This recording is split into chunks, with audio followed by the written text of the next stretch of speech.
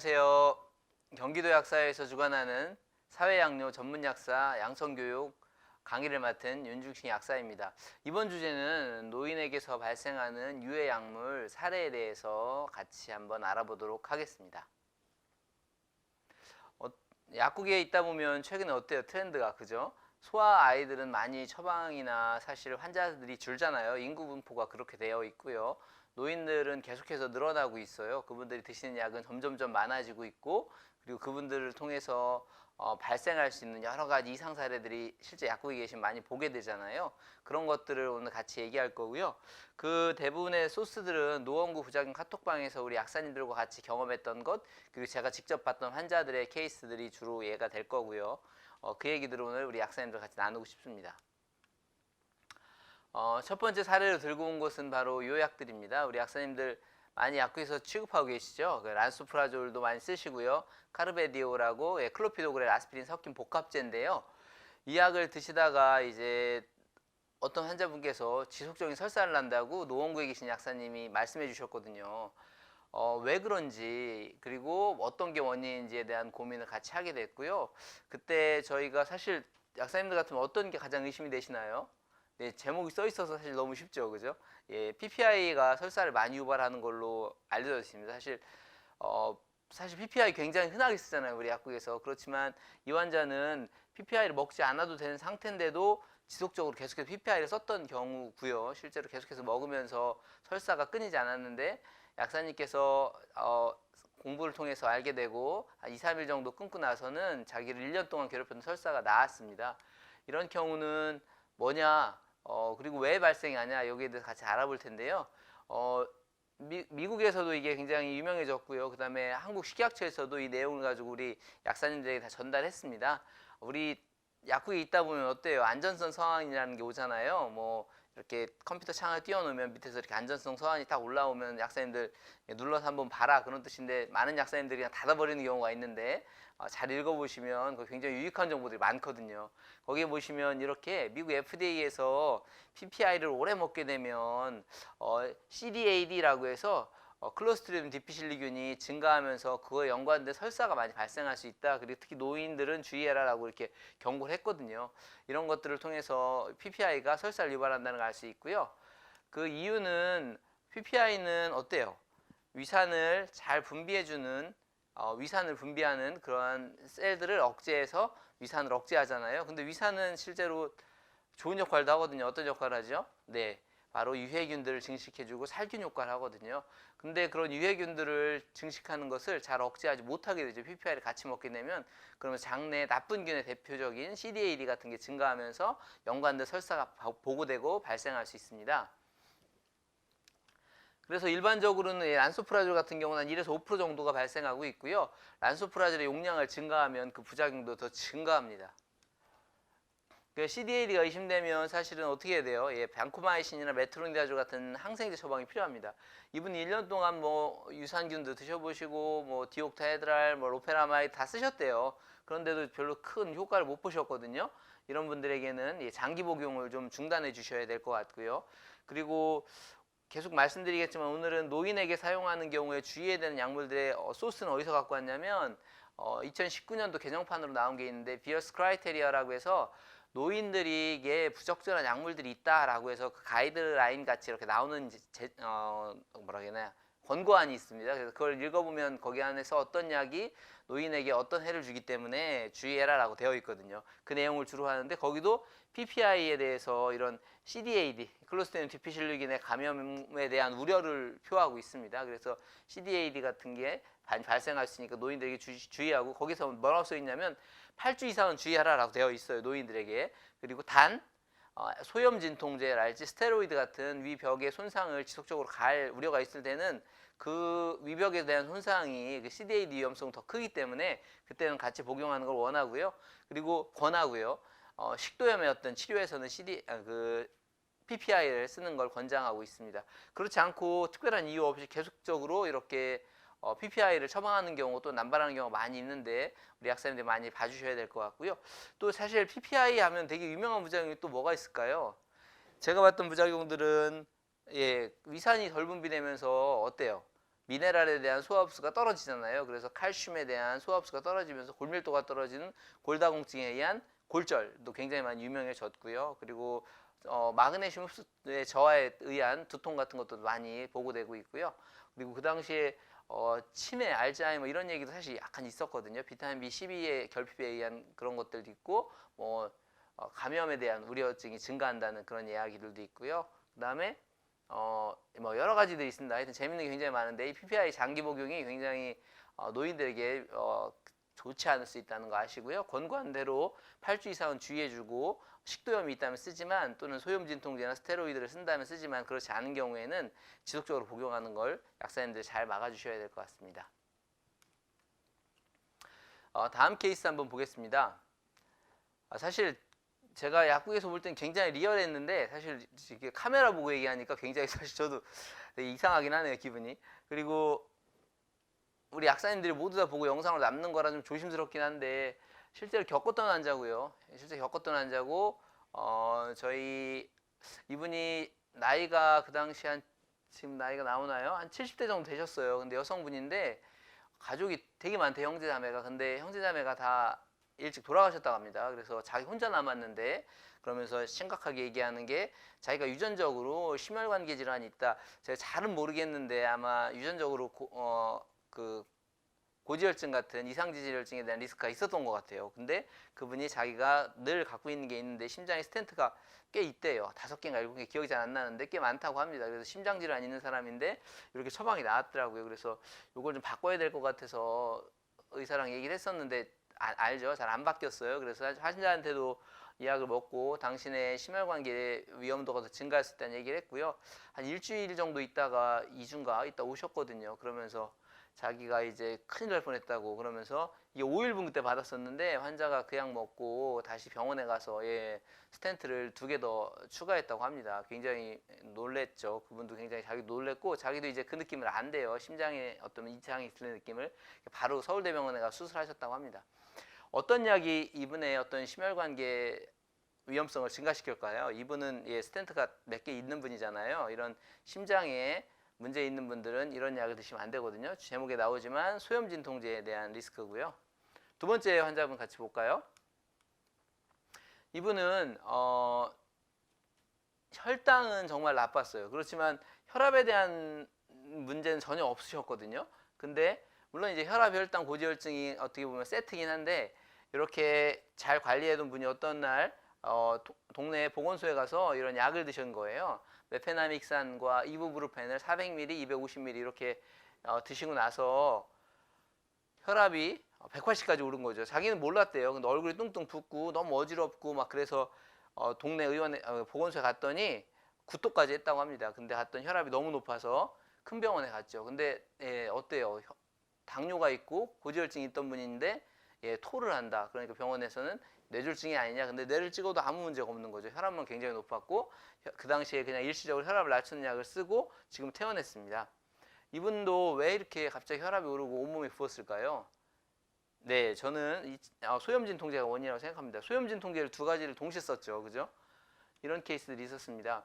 여러분들이 약국에서 있다 보면 우리가 보면 저희도 뭐 이부브루펜도 팔고 덱시부루펜도 팔고 심지어는 개보린도 팔지 않습니까? 그런 거 팔 때 그 안에 설명서에 보면 어떻게 돼 있냐면 효능 효과 용법이 있고요. 그 밑에 보면 경고나 금기라는 말이 나오거든요. 영어로는 블랙박스 워닝이라고 하는데 가장 중요하고 반드시 알아야 되는 것들을 아주 굵은 글씨나 네모박스를 쳐서 약사님들에게 일반 소비자들에게 알려주거든요. 그 블랙박스 워닝에 보면 경고에 보면 이렇게 써 있습니다. 이건 제가 만든 게 아니고요. 여러분들이 팔고 있는 덱시부브루펜 나옵니다. 옆에 약국이 2,000원에 판다, 내 약국이 뭐 3,000원에 판다, 환자랑 시비하는 게 아니고 이런 걸 갖고 환자랑 얘기를 하는 거예요. 당신은 어떤 약을 먹고 있는지, 현재 어떤 질환이 있는지를 물어보면서 그런 약을 권한다면 그건 정말 약사님으로 맞는 거고요. 가격에 민감하고 더 싸게 팔고 이런 거에 집중하실 필요는 없다고 봅니다. 경고문에는 이렇게 써 있어요. 엔세이드 소염 진통제를 먹으면 심혈관계 혈전 반응이나 심근경색증, 뇌졸중의 위험이 어떻게 된다? 증가할 수 있다. 이는 아주 치명적일 수 있다라고 되어 있습니다. 아까 우리 앞에 환자들은 정말 치명적이었잖아요, 그죠? 그리고 실제로 많은 우리 그 소송 환자가 약물 먹고 소송 걸 때 보면 대부분 환자들이 이런 것들입니다. 뇌졸중이나 심근경색 같은 질환이 있었는데 소염 진통제를 의사 약사들이 아무 경고 없이 그냥 썼다는 거죠. 그러면 소송도 생기거든요, 실제로.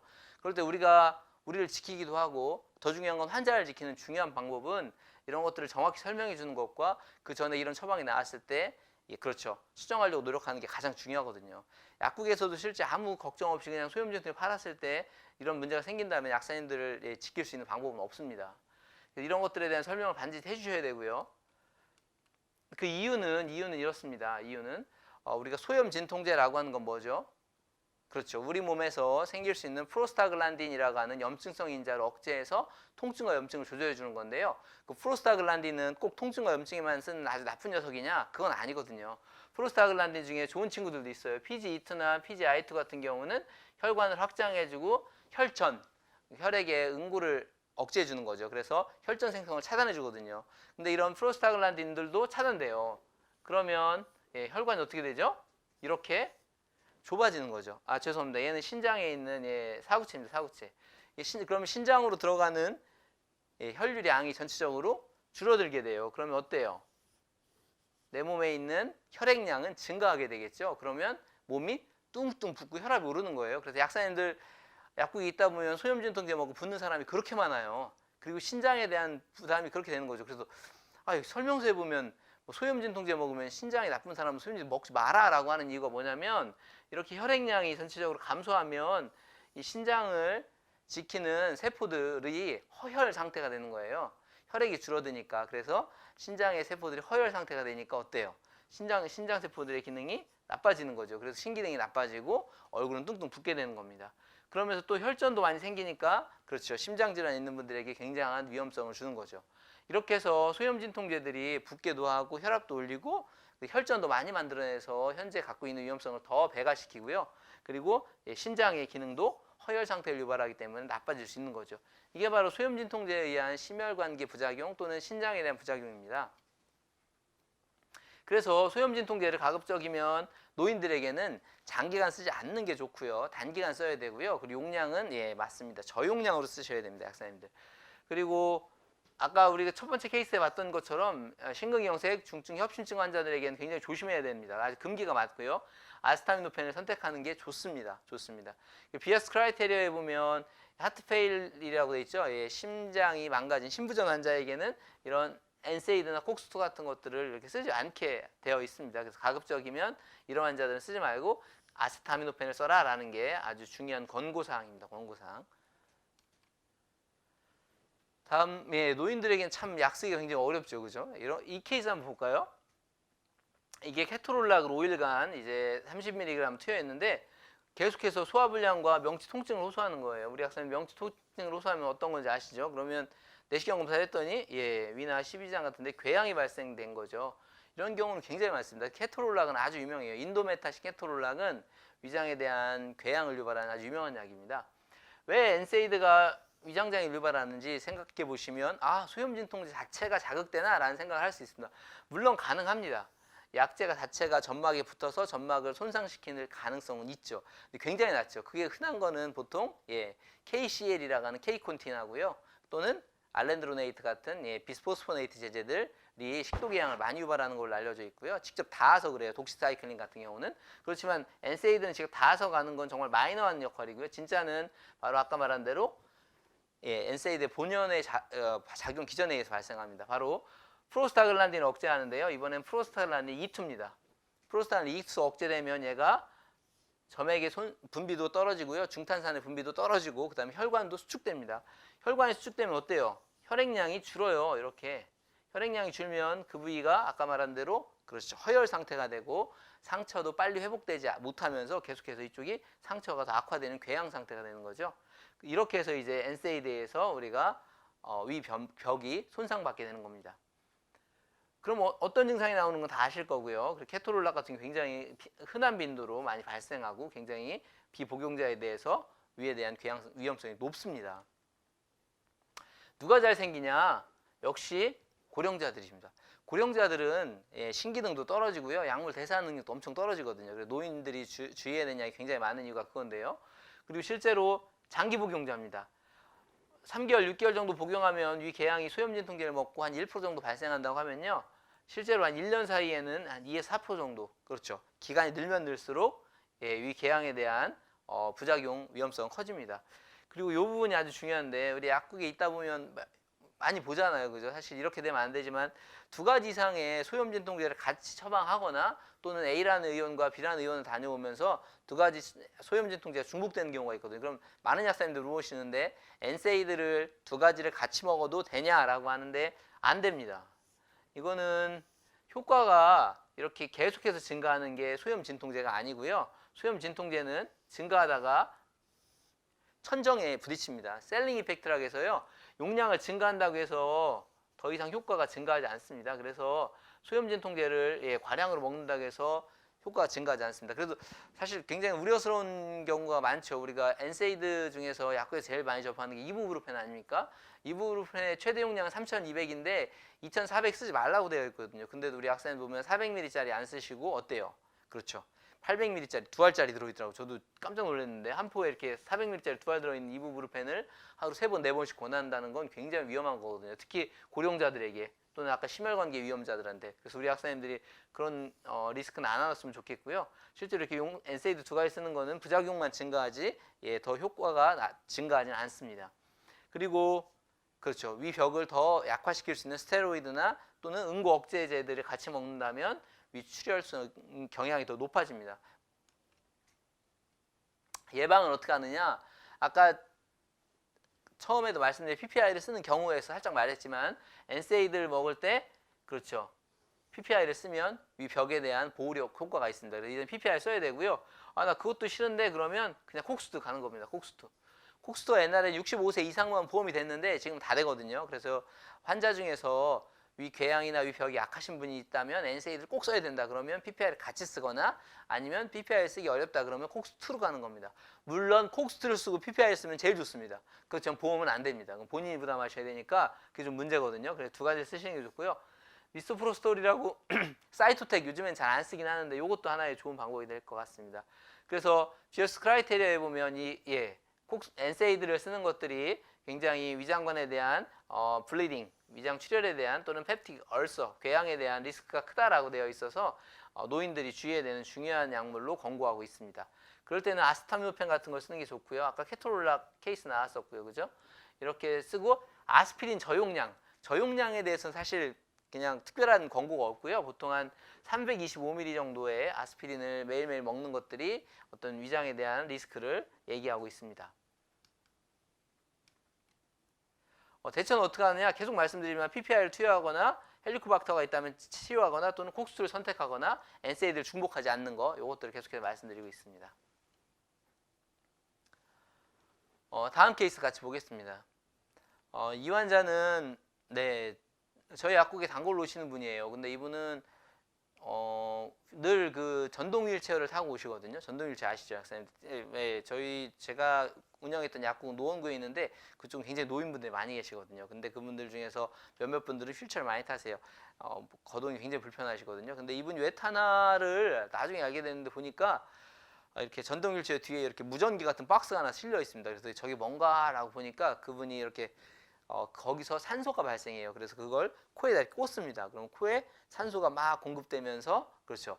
호흡이 이렇게 유지되는 거죠. 바로 COPD 환자예요. 이분은 날씨가 너무 덥거나 또는 바람이 불지 않으면 밖에 못 나갑니다. 왜냐면요. 산소 농도가 떨어져서 호흡하기 굉장히 힘들다고 해요. 그래서 밖에 못 나가는 COPD 환자인데요. 이 환자가 저희 약국에서 이런 약을 받았거든요. 그리고 나서 그날 토요일 오후였는데 제가 약국을 정리하려고 이제 이렇게 준비를 하고 있는데 갑자기 전화 오더라고요. 그래서 또 환자 몇 시까지 기다려달라 그런 줄 알고 이렇게 전화를 받았는데 대학병원 응급실이었어요. 그래서 무슨 일이냐 그랬더니 이 환자가 응급실에 찾아왔다. 이유인즉슨 산소 포화도가 70까지 떨어졌다는 거예요. 산소 포화도를 이분들 잽니다. 어떻게 하냐면요. 손가락에 이렇게 빨래집게 같은 걸 딱 물어놔요. 그러면 여기 숫자가 나옵니다. 그래서 100을 왔다 갔다 하는 게 가장 좋거든요. 근데 많이 떨어졌대요. 70까지 떨어지면 바로 응급실로 가라 해서 응급실로 갔는데 혹시 무슨 약을 먹고 있냐, 무슨 약을 받았대는데 라고 하길래 보니까 이렇게 나오는 거죠. 이렇게. 그래서 네, 우리 학생님들은 바로 생각이 나요. 네, 그래서 저도 깜짝 놀랐거든요. 그래가지고 예, 약을 알려드렸고 그중에 특정 약을 빼고 나서 이분은 예, 바로 퇴원을 하시고 지금은 잘 지내시거든요. 그리고 저희 컴퓨터에 이렇게 써 있거든요. 예, COPD 환자고 코데인을 주의해라라고 되어 있어요. 호흡 저하가 발생하는 환자다 이렇게 되어 있거든요. 무슨 코데인 기침약인데 호흡 저하가 무슨 말이야? 이런 얘기 생각나시면 안 됩니다, 학생님들. 네. 디하이드로 코데인도 우리 식약처에서 아까 PPI 안전성 서한 보냈듯이 여러분들 다 보내줬어요. 아, 이건 아시잖아요. 우리 코프 때문에 난리가 났잖아요. 애들 쓰네 못 쓰네 막 이랬던 게 바로 이거거든요. 코데인, 디하이드로 코데인 성분을 쓰면 호흡이 저하됩니다. 그래서 호흡이 저하되다 보니까 위험해질 수 있는 거죠. 특히 아까 말한 그 COPD처럼 호흡이 굉장히 불편해서 그죠? 만성적으로 코에 산소를 공급해야 되는 환자한테는 굉장히 위험하고 특히 신생아들 아이들 같은 경우는 자기 의지와 상관없이 호흡이 저하됐을 때 표현하기가 어렵잖아요. 그래서 지금은 코프도 나이 제한을 굉장히 두는 이유가 그런 건데 이런 게 바로 미국에서도 문제가 됐고 우리나라에서도 식약처에서 안전수선을 전달했던 내용이거든요. 그런데 그 이유는 뭐냐면 이 마약성 진해제 오피오이드라고 하는 것들이 뮤, 카파, 델타, 시그마에 작용하는데 그중에서 뮤에 작용하면 호흡을 억제하는 작용이 있습니다. 그래서 마약성 진통제 또는 마약성 진해제 이런 것들의 최대 위험성이 바로 호흡 저하죠. 그래서 여러분들 중고생들한테 이렇게 약물 안전 교육 가면 마약 교육 가잖아요. 마약 교육 가서 하는 게 뭡니까? 그렇죠. 마약에 중독되신 분들은 마약의 부작용이 뭐죠? 뭐 졸리움, 뭐 환각, 환시 또는 변비 이런 걸로 안 죽어요. 뭘로 죽죠? 예, 맞습니다. 호흡 저하로 죽어요. 마약을 하다 보면 용량을 계속해서 늘리게 되거든요. 그러다 보면 결국은 어떻게 돼요? 네, 심정지가 옵니다. 호흡정지가. 그러면 예, 이렇게 해서 응급실 가서 살리거나 근데 그 사람은 또 마약을 못 끊기 때문에 더 강한 마약을 쓰다가 결국 호흡저하로 죽게 되거든요. 이런 마약과 똑같이 디하이드로 코데인들은 호흡저하를 유발할 수 있습니다. 그래서 COPD나 또는 천식을 앓고 있는 환자인데 굉장히 조심해야 되고요. 이분은 지금은 이거 드세요. 레보드로피진이라고 해서 말초, 그러니까는 중추, 연수에서 호흡을 저하는 코데인이 아니고 기관지 기침 수용체에 작용하는 레보드로피진을 드시거든요. 지금은 아주 호흡 저하 없이 잘 드시고 계십니다. 그래서 네, 만약에 이런 증상이 있다면 네, 호흡 저하를 의심해야 되고요. 비어스 크라이테리어에는 물론 오피오이드에 대해서는 경고하지 않고요. 이런 마약성 진통제, 진해제를 먹는 사람이 가바펜틴이나 프레가발린, 벤조디아제핀 같은 걸 같이 먹으면 호흡 저하를 유발할 수 있다라고 경고를 하고 있습니다. 그런 걸로 볼 때 마약성 제제들, 진해제들은 호흡 저하 리스크가 있다는 거 우리 약사님들이 아셨으면 좋겠습니다. 다음 케이스 볼게요. 이분도 이제 제가 직접 봤던 환자고요. 굉장히 조그마세요. 굉장히 조그마시고 아주 한국의 여성같이 작고요. 그리고 몸무게도 40kg대였어요. 근데 이분이 이렇게 약을 드셨거든요. 근데 바뀐 건 그동안 쭉 드셨었는데 포시가를 한 3개월 정도 이렇게 드셨습니다. 원래 글리메피리드 드셨었는데 포시가로 바뀌었어요. 그리고 정말 작고 몸도 작으시거든요. 근데 어느 날인가 약국에 찾아오셨는데 이분은 늘 약국 열기 한 5분 10분 전에 오시거든요. 한 30분 1시간 전에 오시는구나. 늘 언제 오시는지 모르겠지만 문을 늘 기다리고 계세요. 그리고 문 열면 들어오시고 병원은 늘 늦게 열지만 일찍 오셔서 왜 이렇게 병원이 늦게 여냐 맨날 그렇게 얘기하시는 아주 부지런한 할머니신데 어느 날은 오셔가지고 예, 축 처져 있는 거예요. 축 처져 있는 거예요. 그래서 왜 그러신가 늘 저렇게 밝고 참 좋은 엄마 같은 그런 환자분인데 무슨 일 있나라고 걱정이 되더라고요. 이런 때는. 그러면 제가 직접 찾아가서 옆에 가서 얘기를 해봤는데 할머님 말씀이 아이고 총각 그러면서 예 총각 아니죠. 근데 이제 이렇게 얘기하시면서 내 목 뒤에 등에 귀신이 붙었네벼 이러시는 거예요. 그래서 정말 저는 깜짝 놀랐거든요. 이게 무슨 얘기인가? 귀신이 붙었다는 게 무슨 얘기지? 그랬더니 할머니가 쭉 얘기를 해주시는데 몸무게가 한 8kg가 빠지고요. 집에서 걸을 수가 없대요. 그래서 기어서 이렇게 다니고 여기도 어떻게 왔나 모르겠대 자기가. 그날도 늦게 오셨거든요. 평소보다 엄청 늦게 오셨는데 아주 오다 쉬다 계속 반복한 거예요. 그래서 저도 바뀐 약이 뭔가 문제가 있나라고 했는데 포시가를 찾아보니까 노인에 대한 어떤 탈수 리스크에 대해서 굉장히 자세히 적혀 있었고요. 그 환자분에게 혹시 탈수가 의심된다고 해서 아시죠? 포시가 설명서에서 의사한테 그렇게 해야 되거든요. 쭉 형광펜으로 쳐주고 이제 의심돼서 보냈거든요. 그래서 수액 맞고 이제 많이 회복하셨어요. 그리고 약을 다시 글리민필 바꾸고 나서는 이제 다시 30분 전에 약국으로 오시는 아주 건강하신 할머니가 되셨습니다. 체중도 많이 돌아왔고요. 이런 포시가를 먹으면서 왜 이런 일이 생길까요? 바로 SGLT2라는 당뇨약의 독특한 특성 때문입니다. SGLT2는 우리 몸으로 들어오는 이렇게 포도당과 나트륨이 너무 아깝잖아요. 소변으로 나가면 그 신장에서 그러면 재흡수를 하거든요. 재흡수하는 걸 차단해줘요. 그러면 우리 몸에 있어야 될 포도당과 나트륨이 빠져나가죠. 근데 포도당만 빠져나가거나 나트륨만 빠져나가면 정말 좋은데 같이 꼭 끌고 가는 애들이죠. 누구죠? 수분을 같이 끌고 가요. 아니 어떻게 포도당만 소변 둥둥 떨어지겠어요. 그래서 소변이 같이 빠지거든요. 그러다 보니까 복용하면 소변량이 엄청 증가해요. 소변량이 엄청 증가합니다. 소변량이 증가하면 어떻게 되겠어요? 우리가 그만큼 수분을 보충해 줘야 돼요. 그렇지 않고 소변만 많아지면 탈수가 생기는 겁니다. 우리가 설사를 많이 해도 위험한 게 그렇죠. 수분을 빠져서 탈수 때문이고 토를 많이 해도 위험한 게 바로 탈수잖아요. 이것도 마찬가지입니다. 그래서 소변량이 증가하면서 이분도 탈수가 오지 않았나 제가 생각이 됐고요. 우리 포시가의 설명서에도 보시면 이렇게 포시가를 먹는 사람들이 이렇게 체액량이 감소하거나 탈수가 생길 수 있다라고 합니다. 그래서 포시가를 처음 드시거나 처음 접하는 노인들은 조심하셔야 되고요. 원래 65세 이상은 금기가 맞고요. 그리고 자리양은 75세로 구성하더라고요. 그래서 그분은 훨씬 넘거든요. 이렇게 노인들에게는 SGLT2 쓰는 게 굉장히 조심해야 됩니다. 왜냐하면 이분들은 구갈 중추가 망가져 있어서 내가 입이 마른지 안 마른지 잘 구분하기 어렵기 때문입니다. 그리고 복약지도도 충분히 물을 많이 마시게 도와주셔야 되고요. 이거는 노원구에 있던 어떤 약사님이 알려주신 거고요. 자기가 직접 봤던 케이스인데 어떤 따님이 늘 오셔서 이렇게 바카스 같은 거 사드시면서 이렇게 말 많이 하시는 분들 있잖아요. 약국에 다 계실 텐데 그런 분이었어요. 그래서 와가지고 뭐 이런저런 저런 막 얘기를 하면서 우리 엄마가 뭐 하면서 뭐 심장 수술하고 부정맥 이것저것 막 얘기를 하다가 약사님이 잘 캐치를 하니까 요즘에 그 친정 엄마가 집에만 있고 깔아져 있고 그 다음에 세상이 좀 노랗게 보인다 뭐 이런 얘기를 했다는 거예요. 노랗게 보인다. 그래서 이제 우리 약사님 참 되게 진짜 약사죠. 오지랖이 없다가 안 되고. 그래서 이제 먹는 약이 뭐냐 할머니가 갖고 와봐라 그렇게 한 거예요. 그래서 이제 갖고 왔더니 이런 약이 써 있었던 거죠. 이런 약을 먹고 있던 거죠. 물론 이 약국에서 처방 지은 건 아니고 동네 의원에서 그 큰 대학병원 앞에서 약은 짓고 늘 상담은 동네 약국에서 하시는 분들이 꽤 있잖아요. 그런 케이스예요. 그렇게 해서 동네 약국의 약사님으로서 역할을 하고 있는데 이렇게 먹고 있는데 노랗게 보이더라. 노랗게 보여? 약사님이 약학대학 다닐 때 공부를 했던 걸 생각해 보니까 디곡신이 걱정이 되더래요. 그래서 찾아보니까 디곡신의 어떤 독성으로 그런 시야의 문제를 유발하더라. 그걸 딱 알고 나서 약사님이 환자분에게 이거 좀 문제가 있는 것 같다. 그래서 정말 친절도 하시죠. 그죠? 병원에 전화도 하시고 자기 약국의 손님도 아니지만 바카스 먹으러 오신 분 환자를 전화도 해주시고 응급실로 보내가지고 디곡신을 끊었다는 것 같아요. 끊어가지고 지금은 좋아지셨다고 합니다. 왜 이런 일이 생겼을까요? 일단 디곡신 아셔야 되는데 디곡신은 나트륨과 칼륨 ATPase를 이렇게 억제해가지고요. 칼륨의 지속적인 농도를 높게 합니다. 그러면 신근이 수축하면서 강심작용을 유발하는데요.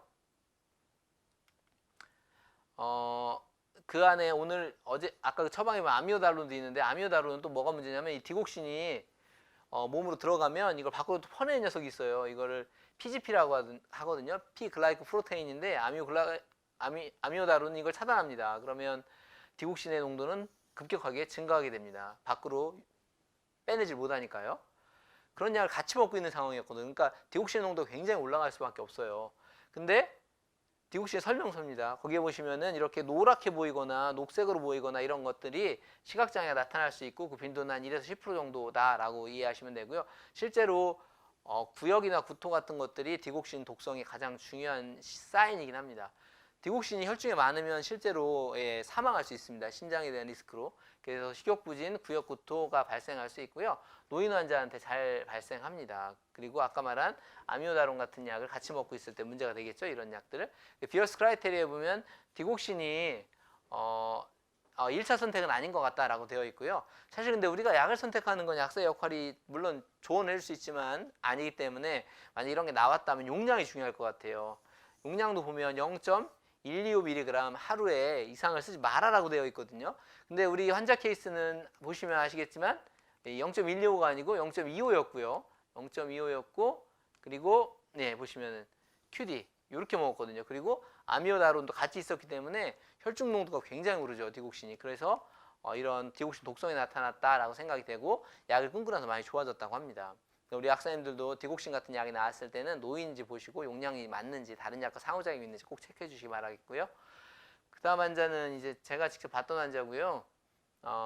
늘 그 가려움이 있어서 하이드록시진을 드셨거든요. 10ml TID. 옛날 유시락스죠. 지금은 아디팜으로 나오는데 그 약을 드셨었고 근데 이제 너무 가렵다고 하시니까 노인들은 늘 건조해서 건피증 있잖아요. 그 건조증 있잖아요. 그러면 페니라민이 좀 추가됐는데 할머니가 이제 약국에 오셔가지고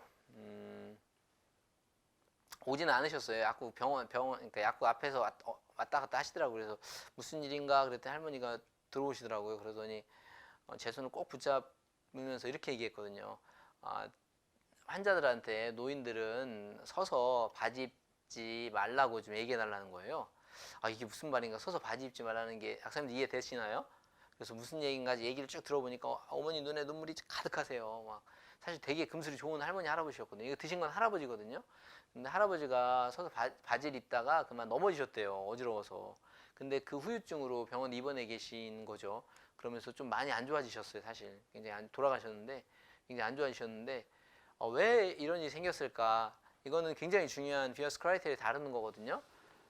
1세대 항히스타민제들은 BBB라고 하는 뇌로 투과합니다. 그래서 굉장히 어지러움과 까라짐을 유발해요. 그래서 1세대 항히스타민제 쓰지 말고 노인들에게는 2세대 항히스타민제 쓰라고 권고를 하고 있습니다. 그런데 1세대 항히스타민제는 이렇게 많이 어지러움을 많이 유발하는데 처방이 나오는 게 현실이죠. 2세대 항히스타민제, 3세대 항히스타민제 쓰라는 거예요. 근데 실제로 임상 현장에서는 어때요? 저도 아는 의사랑 얘기해봤지만 자기도 막 60일씩 쓴다는 거예요. 1세대 항히스타민제 노인들한테. 뭐 여러 가지 이유로 쓴다고 합니다. 2세대 쓰라고 하니까 그만큼 효과가 안 난다 뭐 이런 표현 쓰시면서 이걸 어떻게 규제하냐 뭐 이렇게 얘기를 하시더라고요. 근데 아주 중요한 건 맞습니다. 2세대, 3세대 항히스타민제를 가급적 써야 되고요. 이 일 있고 나서 근처 의원에서는 이제 2세대 항히스타민제를 노인들에게 처방하기 시작했습니다. 사실 소잃고 외양간 고친 격이긴 한데 늘 1세대 항히스타민제들은 노인들이 굉장히 어지러움을 유발해서 실신이나 낙상을 유발하죠. 낙상은 노인들에게 정말 치명적입니다. 그분들은 고밀도도 약하고 한번 부러지면 잘 붙지 않기 때문에 굉장히 위험한데요. 약사님들은 늘 1세대 항히스타민제 사용해서 정말 주의를 해야 된다라는 거 잊지 마시고요. 노인들에게. 그리고 비어스 크라이테리아에서 제일 먼저 나오는 게 바로 이거예요. 노인들에게 약물 가이드라인이나 부적절한 약물 표시할 때 제일 먼저 나오는 게 First Generation Antihistam이거든요. 그래서 약사님들이 이런 걸 반드시 아시고 노인들에게는 이런 약제들을 먹지 않도록 반드시 주의해 주셔야 됩니다. 어떻게 보면 약간 비슷한 얘기긴 한데요. 어떤 환자가 이제 이렇게 혈압약을 쭉 드셨었는데 식욕이 떨어졌나 봐요. 그래서 트레스탄이라는 약을 비급여로 처방 받았거든요. 근데 먹고 나서 찾아왔어요. 나 너 때문에 늘 약국은 이러죠. 그 약을 먹고 말이야 막 화를 내시면서 이제 3일 동안 소변을 못 봐서 응급실 가서 이렇게 소변을 주사로 뺐다고 합니다. 그러면서 막 화를 내시죠. 밥맛 좋게 한다더니 이게 뭐냐고. 왜 이런 문제가 생겼을까요? 바로 트레스탄에 있는 시플렙타딘입니다. 시플렙타딘이라는 것들은 1세대 항히스타민제거든요. 그것도. 근데 그거는 항콜린 부작용을 갖습니다. 항콜린 부작용은 우리 약사님들이 아실 것 같아서 한번 자료를 참고해 주시면 좋겠고요. 아주 쉽게 얘기하면 부교감 신경을 억제하는 겁니다. 부교감. 우리가 편안하고 느슨할 때 생길 수 있는 것들, 뭐 소변을 비우거나 대변을 비우는 게 부교감 신경이 왕성할 때인데 그걸 차단하는 게 항콜린제거든요. 항콜린 부작용이 있는 게 항히스타민제거든요. 그래서 이분은 부교감 신경이 아주 중요한 게 소변을 밖으로 빼주는 작용을 하는 건데 항콜린제를 먹은 거죠. 아니 무슨 트레스탄이 항콜린제야? 트레스탄에 있는 시프렙타딘이라는 물질이 세로토닌이라고 하는 것들을 그렇죠. 어떻게 하죠? 억제해주고 세로토닌을 억제해주고 그리고 히스타민을 작용하거든요. 그래서 항히스타민 작용도 있어요. 그래서 항콜린 부작용이 생긴 거죠. 그래서 이렇게 소변 방출이 억제됐습니다. 그래서 병원에 간 거죠. 이건 항콜린제들에 대해서 쭉 나열한 거고요. 여기 보면 비어스 크라이테리아에서도 이런 항콜린 제제들의 노인들이 굉장히 조심해야 되는 거라 리스트가 되어 있고요. 그 중에 보면 트레스탄에 들어간 시플렙타딘이 표시되어 있습니다. 더욱 주의해 주시고요. 다음 케이스는 한번 네, 이거는 주변에 계신 소아과 선생님 장모님이셨어요. 그래서 장모님이 이렇게 약을 먹는데 전화가 왔더라고요. 그래서 미니린을 처방받아서 먹고 있는데 이게 이제 큰 병원에서 처방을 받은 걸 본인이 리피트해서 주시거든요. 근데 이걸 먹는데 이상하게 기력이 하나도 없어 하고 현기증 어지러워한다 이런 얘기랑 축 처져 있다 이런 얘기를 하시더라고요. 그래서 왜 그런 거 같냐 이런 얘기를 했었고 미니린 데스모프레신의 문제인 것 같다라고 했고 그걸 물론 다른 약도 드시긴 했는데 톨토로딘으로 바꾸고 나서는 아주 좋아졌거든요. 왜 이런 밤에 소변을 많이 보시는 할머니에게 있었던 데스모프레신이 문제를 유발했을까요? 이게 이제 좀 어려운 말인데 항이뇨 호르몬 부적절 반응이라고 생각하시면 되고요. 요거는 SIADH라고 부릅니다. 요거는 뭐냐면 시상하부에서 뇌하수체를 거쳐서 항이뇨 호르몬을 분비시킵니다. 그러니까는 시상하부가 내 몸의 삼투압을 측정하거든요. 그래서 삼투압이 높아 그러면 소변을 자꾸 내보내야 되겠다 명령을 하고요. 삼투압이 낮아 그러면 항이뇨 호르몬을 분비시켜요. 항이뇨 호르몬. 그래서 소변을 내보내지 마라고 명령을 합니다. 소변을 내보내지 마라고 명령을 하면 어떻게 되죠? 소변이 안 나가죠. 소변이 안 나가면 어떻게 돼요? 그렇죠. 다시 몸 안에 삼투압이 증가합니다. 그렇죠. 체액이 많아지죠. 몸 안에 수분이 많아지는 거예요. 근데 이런 시그널을 보내는 중간 과정에서 이런 데스모프레신, 항조현병약 SSRI들이 이 과정을 억제해 버립니다. 그러면 뇌에서는 그렇죠. 항이뇨 호르몬을 분비를 시켰다가 충분한 이제 삼투압이 됐으니까 이제 내보내야겠다라는 걸 인지를 못하는 거예요. 그래서 계속해서 소변을 안 나가게 하는 거죠. 물론 그게 데스모프레신의 목적이긴 합니다. 얘가 항이뇨 호르몬제니까요. 소변을 못 나가게. 근데 문제는 점점 많아지면 어떻게 되냐면 내 몸에 수분이 너무 많아지는 거예요. 수분이 너무 많아지면 어때요? 다른 전해질들이 낮아지게 되는 거죠. 그래서 저나트륨 혈증 같은 게 발생해요. 실제로 카톡방에서 그때 얘기했던 게 SSRI나 조현병 약제들인데 조현병 약제 중에서 알리피프라졸 먹고 저나트륨 혈증이 왔어요라고 어떤 약사님이 보고했거든요. 그런 케이스를 볼 때 확실히 있는 건 맞는 것 같고요. 그리고 이런 걸 먹게 되면 그런 항이뇨 호르몬 부적절한 증후군이 생길 수 있습니다. 데스모프레신 환자의 한 10에서 14%가 저렇게 이런 증후군을 유발합니다. 그래서 실제로 저나트륨 혈증 같은 몸 안에 체액이 많아지는 문제가 생길 수 있고요. 나이가 들면 아까 말한 대로 더 심해질 수 있습니다. 그래서 여러분들이 데스모프레신의 사용 설명서 미니린에 보시면 제일 먼저 굵은 글씨로 나오는 게 이거예요. 고령자의 경우는 저나트륨 혈증이 발생할 수 있기 때문에 이를 예방하기 위해서 투여 1시간 전, 투여하고 8시간까지는 수분 섭취를 제한하라고 되어 있습니다. 한번 읽어보십시오. 여러분들이 미니린을 쓰시잖아요. 약국에서. 이런 거 그냥 저희가 인지하지 않고 그냥 막 주는데 이런 얘기 반드시 해주셔야 되거든요. 경고입니다. 경고. 아주 중요한 경고니까 꼭 해주시고요. 비어스 크라이테리에서 그 부분에 대해서 하이포나트륨, 저나트륨 혈증에 대해서 경고를 하고 있습니다. 굉장히 조심해야 되는 약제들이고 노인들에게는 장기간 쓰기 좀 불편한 약입니다. 그 다음에 이제 독사조신 얘기를 할게요. 독사조신도 전립선 비대 많이 쓰잖아요. 그죠? 남성들 전립선 비대 많이 쓰고 독사조신이 알파1 차단제로서 많이 쓰는데 이게 전립선에 대한 선택성은 떨어지잖아요. 어디로 많이 가냐면 전립선도 가지만 혈관 쪽에도 작용하기 때문에 혈압도 떨어지거든요. 72세 남성인데요. 카드라 엑셀 맞았거든요. 이분이. 근데 먹고 나서 계속해서 어지러운 거죠. 그럼 병원 가면 어떡하지 이럴 때? MRI 찍자고 하죠. MRI 찍자고 했는데 실제로는 아무 이상 발견하지 못했고 대신에 탐스로이신으로 바꿀 것을 권고했고 탐스를 바꾸고 나서는 약사님이 많이 좋아졌다는 거죠. 왜 카드라를 먹을 때는 굉장히 어지러웠는데 탐스로이신을 먹을 때는 안 어지러웠을까요? 독사조신은 알파1의 비선택적인데요. 이 카드라 엑셀 탐스로이신은 죄송합니다. 하루날디 탐스로이신은 알파1A의 선택적이에요. 이거는 전립선에 대부분 있거든요. 그러다 보니까 전신적인 어지러움이나 혈압 저하를 유발하지 않기 때문입니다. 그래서 보시면은 독사조신을 먹을 때는 이렇게 혈압이 어때요? 4, 2.4 이렇게 떨어지잖아요. 근데 위약군에서는 그거보다 덜 떨어지는 걸 확인할 수 있어요. 역시 독사조신은 혈압을 떨어뜨리는구나. 특히 일어날 때 굉장히 어지럽겠죠. 그래서 부작용도 이렇게 많습니다. 카드라를 먹으면 15.6%에서 어지러움을 호소하는 거죠. 그죠? 이거 보시면. 그래서 65세 이상은 어지러움은 굉장히 조심해야 된다. 자꾸 말씀드리지만 노인들이 넘어지거나 일어날 때 낙상을 당할 수 있기 때문입니다. 그래서 비어스 크라이테리아에서도 보면 알파1 차단제, 독사조신, 프라조신, 테라조신을 조심해라. 전립선 비대인데 어떻게 조심해? 이렇게 생각할 수 있는데 그때는 아까 말한 탐스로이신 같은 선택적인 제제를 쓰는 게 맞고요. 그리고 아주 고혈압 약으로는 쓰지 말라는 겁니다. 물론 잘 못 보죠. 근데 저도 옛날에 대학병원에 있을 때 보면 혈압약을 여러 개 쓰다가 안 되면 결국은 알파1 차단제를 선택하긴 하더라고요. 마지막에. 그래서 추가로 계속 그러니까 추가하다가 이걸 선택하긴 하는데 최대한 항고혈압 약제로는 이런 알파1 차단제를 쓰지 마라라는 게 비얼스 크라이테리아의 권고입니다. 근위환제 우리 약국에서 많이 팔잖아요. 이전 약들은 어떻게 보면 우리가 소염진통제 빼놓고는 대다수는 사실은 처방에 의지했던 약들이라고 생각하시면 되는데요. 제 옆에 있는 약국 약사님하고 전 정말 친한데 그 약사님이 해주셨던 얘기예요.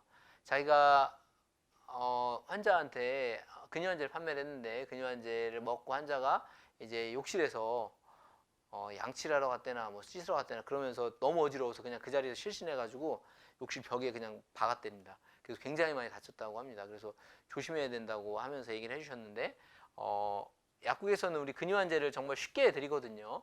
몇몇 약사님들은 이제 몸살에도 쓰더라고요. 저는 깜짝 놀랐는데 뭐 독감이라고 하면 근위환제를 막 주시긴 하더라고요. 그래서 많이 놀랐는데 이렇게 근육통이 있을 때 우리가 근위환제를 많이 약국에 남발하는 건 사실입니다. 그렇지만 이게 노인들에게 굉장히 조심해야 됩니다. 특히 젊은 사람도 마찬가지고요. 이게 여러분들 그 식약처가 운영하는 그 이상사례 보고를 볼 수 있는 사이트가 있거든요. 거기에 가면 이 근위환제, 이제 클로족사신을 썼을 때 어지러움 보고가 이게 한 3년간 제가 조회를 했었는데요. 한 요 정도 보고가 됩니다. 실제로 우리 약사들도 부작용 보고를 많이 하지 않잖아요. 솔직히 좀 부끄러운 이야기는 하긴 합니다. 정말 부끄러운 이야기인데 우리가 보고 듣고 경험한 것들을 기록하지 않죠. 그래서 그것들을 근데 사실은 정확히 얘기하면 기록해서 이렇게 식약처에 보고해야 됩니다. 그거는 약사법에도 써 있고요. 약사법에 중대한 유해 사례를 보고도 보고하지 않으면 약사법 위반으로 약사님 처벌받는 조항이 있어요. 그렇지만 우리는 일반자 가격 태그 안 찍으면 난리 날 것 같이 생각하지만 이런 부작용 보고는 보고 안 하거든요. 실제로 전체 약국의 20% 정도 지금 해본 경험이 있는 것 같아요. 그래서 상당히 고무적이긴 한데 그래도 앞으로는 사실 바뀌어야 되거든요. 80% 약국 이런 경험을 해보고 해야 되고 20%가 뭐 안 해도 제가 볼 때는 문제가 안 될 것 같긴 한데 모든 약국이 다 하면 정말 좋겠지만 미래에는 많은 약사님들이 이런 역할을 해주셨으면 좋겠고요. 이런 보고가 되고 있다고 합니다. 우리 약사님도 하셨으리라고 믿고 하실 분입니다. 그분은 이런 것들을 부작용 보고를 약사님들이 열심히 하고 계신데요. 왜 근위환제가 이렇게 어지러움을 줄 수 있냐라고 생각할 때 근위환제는 우리 이렇게 생각해 보세요. 우리 약사님들 예전에 우리 정형외과 처방 보면 뭐 나왔어요? 바리um 많이 나왔잖아요. 디아제판 반알씩 그죠? 2ml짜리 왜 썼죠? 바로 근위환제를 쓰는 겁니다. 이 근위환제는 중추성 근위환제랑 말초성 근위환제, 에페로신 같은 게 말초예요. 근데 웃기죠. 그거는 전문약이고 클로족사신 같은 경우는 중추성입니다. 바크로펜 같은 경우는 중추성이에요. 이런 거는 가바에 작용해요. 가바. 그래서 가바를 억제합니다.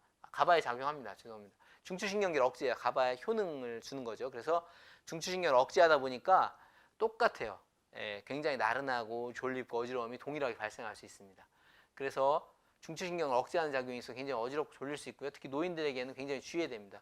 그래서 비어스 크라이테리아에서도 보면 중추성 근위환제 아까 말한 클로족사존에 대한 리스크가 있습니다. 그래서 이런 클로족사존 어른들에게 쓸 때는 어지러움을 유발하기 때문에 그로 인한 그렇죠. 골절, 넘어짐, 낙상, 어지러움 이런 것들이 발생한다고 되어 있어요. 그래서 굉장히 레코멘드는 아예 어보이드입니다. 피하라는 거예요. 주지 말라는 거죠. 그렇죠. 우리가 약국에서 노인들이 뭐 근육통 있다 할 때 근위환제를 막 남발한다거나 약사님들이 그러면 굉장히 위험하니까 주실 때 굉장히 조심하셔야 되고 확실히 알고 꼭 필요하다면 권장 줄 수 있지만 가급적이면 처방하지 않는 게 원칙입니다. 원칙. 그래서 약사님들이 이렇게 노인들에 대해서 어떤 약이 위험하고 어떤 부작용이 있는지를 아시는 게 중요합니다. 이게 제가 오늘 마지막 드릴 말씀인데요. 아까도 제가 노인들의 근위환제 부작용 보고 건수를 말씀드렸고 전체에 발생하는 부작용의 1% 정도만 보고가 된다라고 거의 추산을 해요. 사실 다 할 수는 없고요. 왜냐하면 의사, 약사, 환자 본인이 보고를 담당하고 있지만 우리 전문가 중에 가장 많은 역할을 하는 건 간호사들이 담당을 하고 있고요. 실제로 약사들은 굉장히 적은 양을 담당합니다. 실제로 의사보다 적게 보고하고 있고요. 이런 약사들의 역할들에 대해서 많이 우리가 고민할 때고요. 그리고 약사들이 과연 뭘 하는 직종인가에 대한 많은 고민들을 하고 있을 텐데 이게 2014년도에 14년 맞죠? WHO에서 약사들에 대해서 정의를 이렇게 하거든요. 어떻게 하냐면 WHO가 약사를 정의를 컨셉을 이렇게 개념 약사는 이거야라고 하면서 7가지 역할을 해야 돼라고 정의를 했어요. 아예 사실 그런 역할을 하기 위해서 대한약사가 존재하는 거고 여러분들이 존재하는 거고 그렇다면 약사는 존재할 가치가 있다고 생각합니다. 약사는 라이프롱 러너라고 합니다. 그러니까 평생 동안 배우는 사람들이고요. 티처입니다. 티처 선생님입니다. 선생님. 선생 학교에 있는 것도 아니고 웬 선생님이냐? 우리 선배님들 정말 잘하신 게 하나 있는데 약사자는 일사자도 아니고 스승사자입니다. 스승사자. 우리는 약에 대한 선생님의 역할을 해야 됩니다. 누군가가 우리에게 물어볼 수 있는 자리가 되어야 되고 그만큼 준비가 되어 있어야 되고요. 그리고 리더입니다. 리더. 전 리더라고 해서 약국에서 종업원들 잘 이끌라는 줄 알았어요. 그게 아니고 읽어보니까 헬스케어 팀, 그러니까 뭐 간호사도 있고 의사도 있고 다양하잖아요. 팀들이 그분들이 뭘 물어보거나 약에 대한 궁금한 거 있을 때 우리가 리더 역할을 하라는 겁니다. 그리고 케어 기버, 돌봄자의 역할을 하는 거. 환자를 늘 측은히 여기고 그분이 안전하게 약을 먹도록 그분이 건강하도록 도와주는 게 우리 역할이에요. 사실 그런 케어 기버, 돌봄이의 역할을 하라는 거고요. 그리고 디시전 메이커입니다. 사실 아까 같이 중요한 결정들을 해야 되는 순간, 뭐 예를 들면 심혈관계 정말 위험성이 아주 높은 분에게 엔세이드를 쓴다거나 이럴 때는 우리가 결국은 좀 나쁜 소리를 들을지언정 디시전을 해줘야 돼요.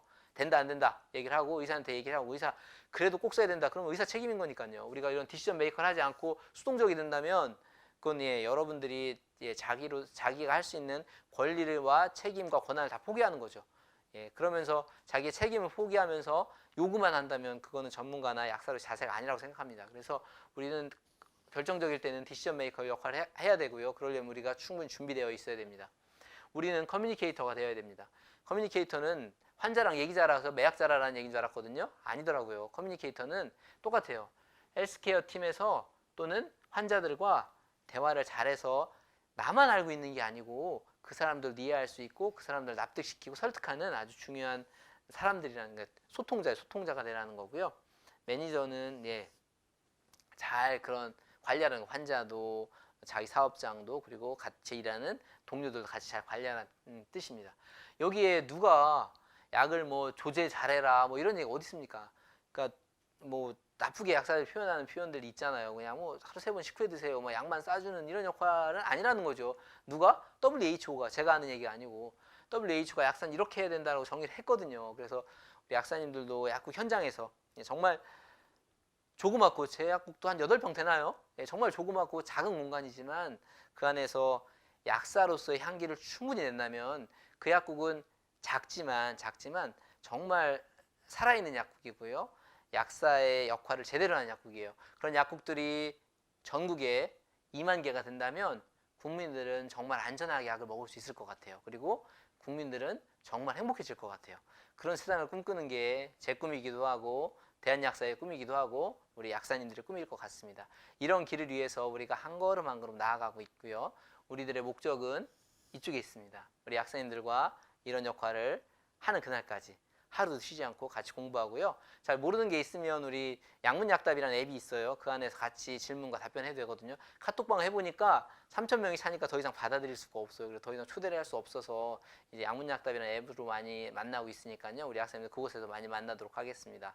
우리 학생들 강의 들어주셔서 감사하고 다음 시간에 기회 되면 같이 뵙겠습니다. 감사합니다.